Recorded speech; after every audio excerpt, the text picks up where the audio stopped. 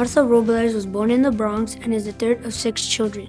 She received her Bachelor of Science degree in Health Services Administration from Lehman College, also in the Bronx. She followed that with a Master of Public Administration from NYU.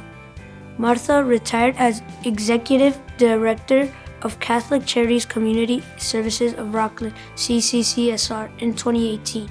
In 2019, she returned to work as the Director of the Office for the Aging, OPA.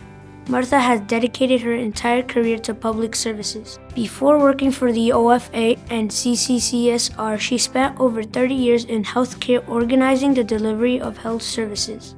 She was the Associate Executive Director of Ambulatory Care Services and AIDS. In the 90s, Martha was an adjunct professor at Lehman College teaching healthcare organization and management. Included in a long list of Martha's community service contribution are Know Your Rights workshop for housing and immigration.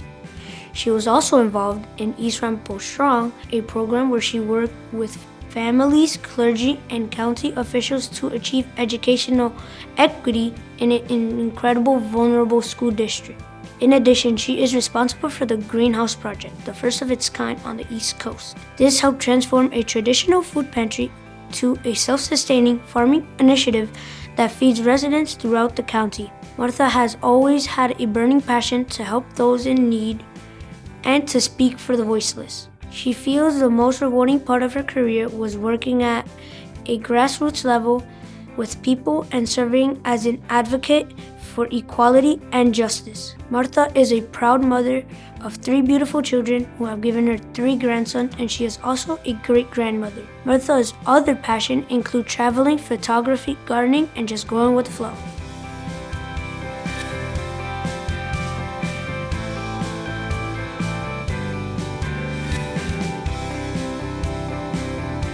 What does the phrase grassroots level mean?